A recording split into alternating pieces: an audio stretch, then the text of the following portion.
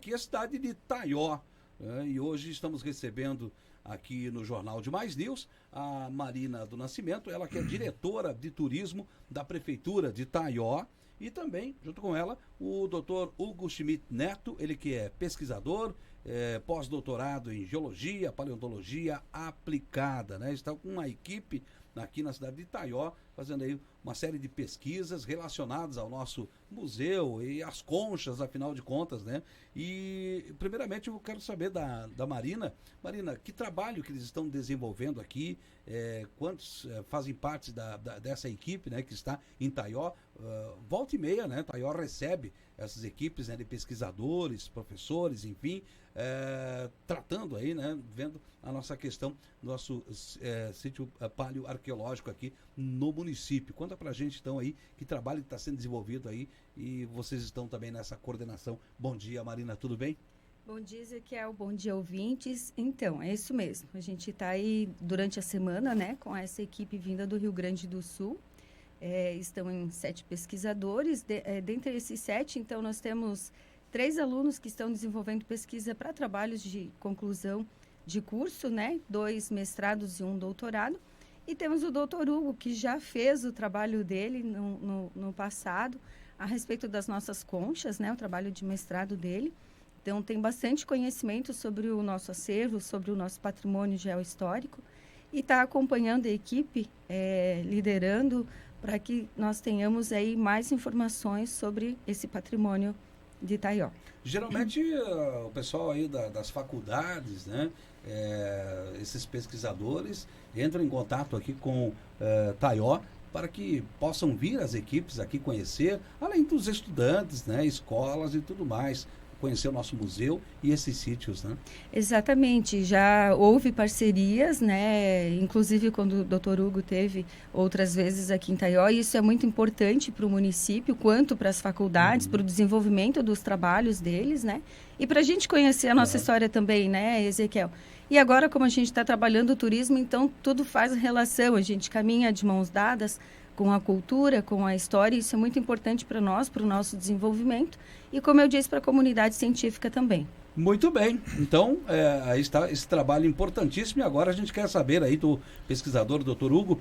Dr. Hugo, seja bem-vindo mais uma vez aqui a Demais FM, a Taió, né? Voltando aí com mais uma equipe e fazendo esse estudo, essa pesquisa aí. No que consiste, na verdade, né, esse trabalho que vocês estão desenvolvendo aqui no município de Taió? Bom dia, doutor Hugo, seja bem-vindo. Muito obrigado, Ezequiel, bom dia. Bom dia à comunidade taioense, né, e os demais ouvintes que nos acompanham. Primeiramente, queria agradecer, né, a oportunidade de estar mais uma vez aqui conversando com vocês e explicando um pouquinho sobre o nosso trabalho, e também um agradecimento muito especial a essa comunidade taioense que sempre nos recebe com muito carinho e nos acolhe muito bem, né? Então, a gente sempre estando aqui se sente em casa e se sente muito querido. Então, é muito importante para a gente também poder retribuir esse carinho para vocês, mesmo que da nossa forma, né? Então, nosso trabalho aqui ele já é feito já há alguns anos, né? Mais de uma década que a gente visita a cidade, porque é importante todos nós termos essa consciência, né, que Taió ela é um ponto paleontológico, né, um local, um sítio geohistórico muito importante, não só para a região de Taió, não só para Santa Catarina, mas sim para o Brasil e inclusive a nível internacional. Então, até há trabalhos internacionais feitos por pesquisadores da Austrália, pesquisadores da Europa, que citam a cidade de Taió, devido à importância, né, desses fósseis que a gente encontra aqui. Então, quem são esses fósseis, né? São aquelas conchinhas que as pessoas costumam encontrar quando abrem aquelas pedras de areia, né? As chamadas conchas de pedra ou as pedras das conchas, né? Que muitas pessoas encontram no seu pátio ou quando vão estar lá preparando a lavoura do arrozal, elas acabam aparecendo, né? Então, este sempre foi o foco principal do nosso trabalho, né? Então, como a Marina comentou, eu já em 2013 já estive aqui em Taió fazendo o meu mestrado. Aí depois, durante meu doutorado, eu consegui correlacionar essas áreas de Taió com as do Rio Grande do Sul. o que nos dá uma ideia já melhor da dimensão, né, de como é que era esse ambiente no passado. Então as pessoas geralmente nos perguntam assim, incrédulas, né, mas como que tem concha aqui em Taió? E que concha é essa? E aí a gente, para deixar as pessoas mais perplexas, sempre fala que aqui era um mar. E aí a pessoa pensa, como que eu vou ter um mar se eu estou no meio do estado, né? O mar está tão longe, eu vou chutar aqui uns 500, 600 quilômetros, né? A leste, né? E o mesmo ocorre no Rio Grande do Sul. Um conjunto de conchas muito parecidas, muito similares a essas, ocorre no Rio Grande do Sul também, lá pela região de São Gabriel, que também é bem no coração do estado. Mas o porquê? É porque há 290 milhões de anos atrás, quase 300 milhões de anos, os continentes eles não tinham essa mesma configuração que a gente vê hoje. Né? O planeta ele era um pouquinho diferente. Então, essa região toda era banhada por um mar interino, que a gente diz, né? As águas, elas entravam por dentro dos continentes e acabavam gerando esses ambientes marinhos, costeiros, em toda essa região, né? Rio Grande do Sul, Santa Catarina, Paraná e até São Paulo, né? Então a gente consegue ver ainda esses registros. Até é curioso, e aí as pessoas podem fazer em casa agora, pega um mapa mundi e olhem o recorte do continente africano e o recorte do continente sul-americano. Se vocês cortarem, né, com uma tesoura esse mapinha, vocês vão ver que eles se encaixam que nem uma peça de quebra-cabeça. Então, há 300 milhões de anos, esses continentes estavam unidos e o mar adentrava por eles. E aí depois, né, com o que a gente chama de movimento das placas tectônicas, esses continentes foram se separando, algumas placas foram se elevando, né, a gente diz que elas foram soerguindo, e aí esse mar foi recuando e foi dando forma ao mundo como a gente conhece hoje. Sim. E de uma forma muito afortunada, Taió recebeu essa herança de ter esse registro tão ímpar, tão maravilhoso aqui, né? E a gente diz tão ímpar por quê? Porque as chances de fossilização é de 1 em 1 milhão. Né? É muito raro conseguir preservar um organismo. Ele precisa de uma série de fatores muito particulares para que ele consiga se tornar um fóssil. E aí a gente vê aqui centenas, milhares de conchas. Inclusive,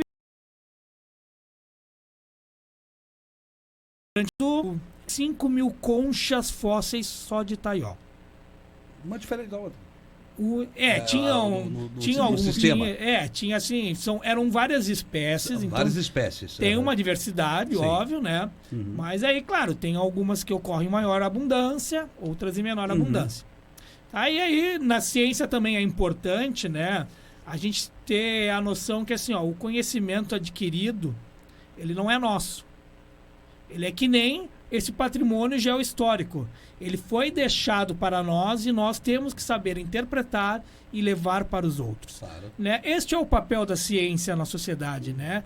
A gente está aqui para aprender, para descobrir, para desenvolver o conhecimento e passar esse conhecimento para a comunidade. Esse conhecimento não é para o Hugo.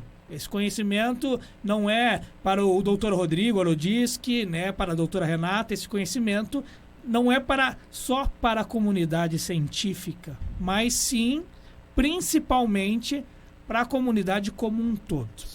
Né? O que a gente pode contribuir para a comunidade com essas nossas pesquisas? Isso é o mais importante. Então, primeiramente, o que a gente faz é tentar resgatar, né, esse cenário histórico. Tentar entender como é que eram esses ambientes no passado. Por que a gente tem essas ocorrências nestas regiões? E aí tentar desenhar, né, uma história, né, todo um cenário, um ambiente, como a gente quando lê um livro. A gente vê só as palavras, mas conforme a gente vai lendo, vai se desenhando toda uma imagem na nossa cabeça. A paleontologia faz a mesma coisa. Só que em vez da gente ler as linhas de um livro, a gente lê as rochas. Né? E aí, então, agora, neste momento, a gente trouxe 3 alunos, né, 2 de mestrado e 1 de doutorado, para continuar com essas análises, mas em caminhos um pouco diferentes. Então, tem 2 pessoas que vão trabalhar com o que a gente chama de ichnologia, que, na verdade, é toda a atividade biológica, né, que é registrada assim, por um organismo, a gente chama de ichnologia. Para ficar um pouco mais fácil de entender, Se eu pisar na areia da praia e eu deixar a minha pegada na areia, isto é um ícno. Isto é um traço que eu deixo da minha atividade. Eu estou caminhando e estou deixando pegadas. Então, muitos animais deixaram suas pegadas fossilizadas. Inclusive em Taió. São pegadas, são tocas, né? São estruturas de moradia, de alimentação, que vão ficando preservados. E isso tudo vai nos ajudando a entender, né, como realmente era esse ambiente e como a natureza evoluiu até os dias de hoje.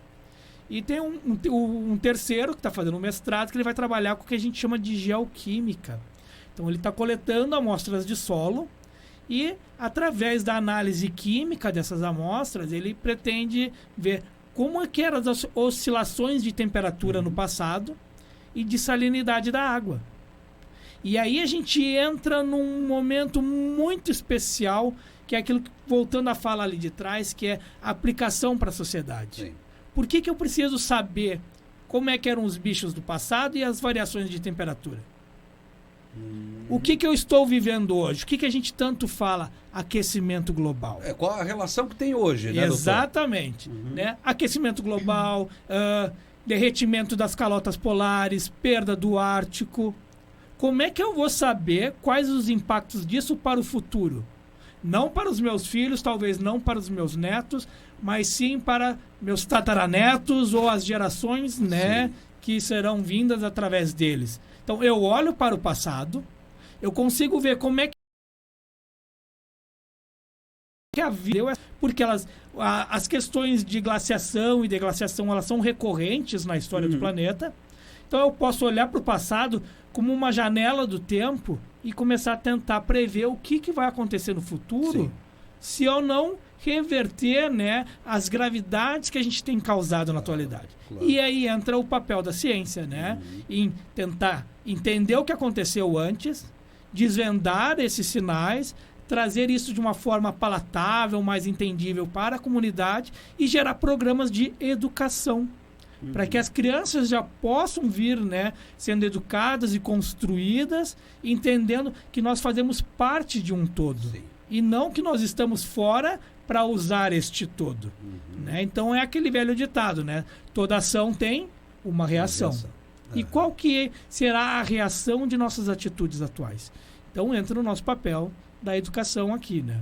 E isso agora, né, doutor, isso tem... O senhor comentou aí que há pelo menos uma década, né? Os profissionais, os pesquisadores, estudiosos estão vindo a Taió com as suas equipes, né? Mas ainda é objeto de estudo para mais para frente, para futuro ainda, muitos anos ainda de pesquisa e estudo. Com certeza, né? A gente brinca que a gente tira leite de pedra e muitas vezes a gente acha que aqui se esgotou, mas não, nunca se esgota. E o mais bacana, e aí de novo eu gosto de bater assim na tecla da educação. Então a gente fazer uma educação de base na escola, com as crianças, porque quando elas chegam na universidade, chega aquele cérebro jovem, cheio de sonhos e com muita criatividade. E eles começam a perceber coisas que nós deixamos para trás. Certo. E aí as pesquisas vão sempre se renovando, se descobrindo novos horizontes, novas aplicações. E aí a gente vê que o que aquilo há 20 anos vem sendo estudado aqui, ainda tem chão para mais 30, 40, 50 anos, né? Que bacana. Sejam sempre bem-vindos aqui, né, a Taió. Doutor Hugo, queremos agradecer, né, aí a sua fala e trazendo, né, de um modo ilustrativo também, o pessoal está acompanhando aí também, quem está acompanhando a gente pelo Facebook e pelo nosso canal no YouTube, está vendo fotos, imagens aí do trabalho de vocês e alguma coisa que já tem aí o Museu de Taió. Agora, doutor Hugo, queremos agradecer, né, trazendo essas explicações. Ficaríamos aqui o dia inteiro falando sobre a questão da geologia e nossos sítios aqui em Taió, né?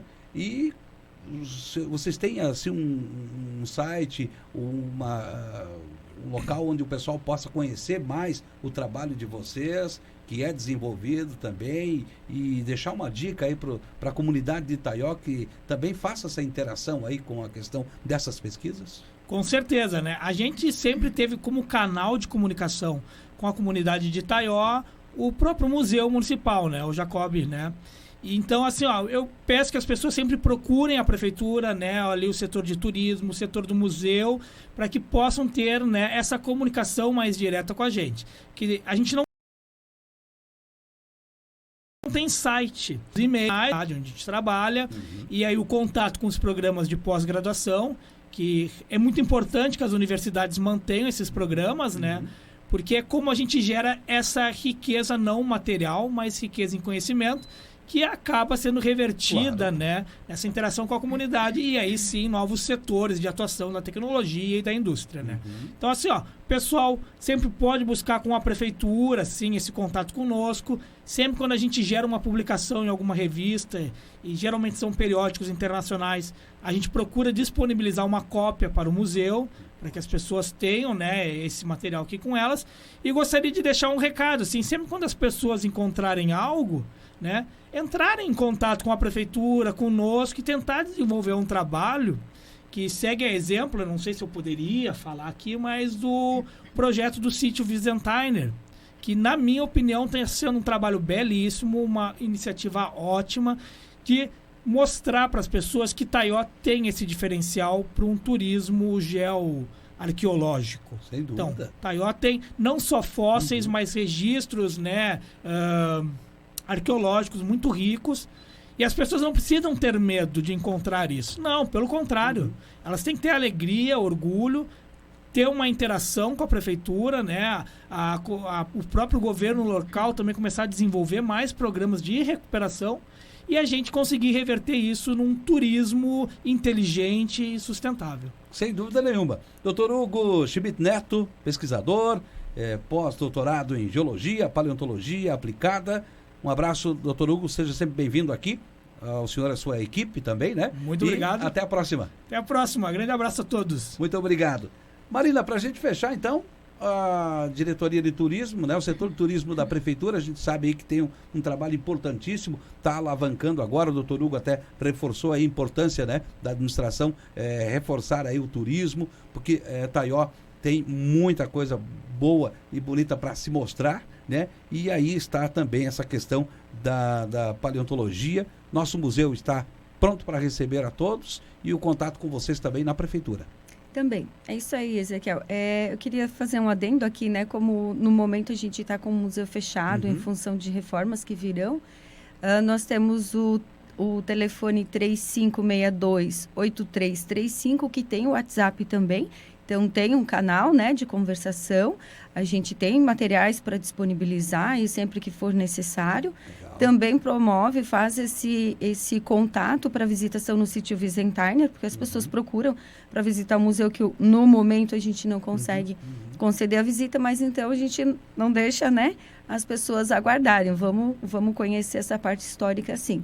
Então, a gente tem os Instagrams, tanto do turismo quanto do museu, que é possível fazer contato, ou até mesmo pelo telefone da prefeitura, que eles encaminham para nós, então. Isso aí, para visitação, né? E mais informações sobre o nosso turismo aqui, questão do museu e todas essas pesquisas também, né? Ok. Obrigado. Marina do Nascimento, ela é diretora de turismo da Prefeitura de Itaió. Marina, obrigado pelas informações. Até uma próxima oportunidade, trazendo informações sobre o nosso turismo aqui. Nós que agradecemos, Ezequiel. É sempre um prazer estar aqui com vocês e trazer informações para a população. Muito obrigado. Esta foi a entrevista do dia aqui no Jornal de Mais News. Acompanhe agora o comentário do jornalista Moacir Pereira.